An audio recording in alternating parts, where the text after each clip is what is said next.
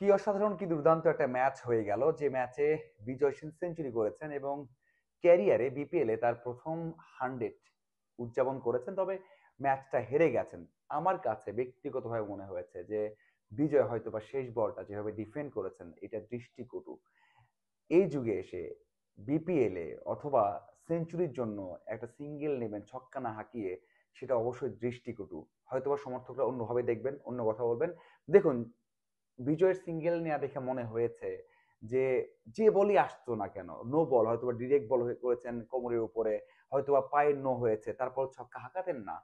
একেবারে হাঁকাতেন না, কারণ যে বলটা ছিল সেটা ছক্কা হাঁকাতে পারতেন, তারপরেও হাঁকাতে পারতেন না। ওই যে মানসিক ভাবে ছিলেন যে এই বলটা সিঙ্গেল নেমে 100 করবেন। সেটা আমার কাছে একটু দৃষ্টিকটু মনে হয়েছে যে 100-এর জন্য ছক্কাটা হাঁকালেন না। যদি ছক্কা হাঁকাতে পারতেন, নো বল নাও হতো, তারপরেও রান রেটে কিন্তু একটু হলেও এগিয়ে থাকতে পারতো, সেটা করেননি।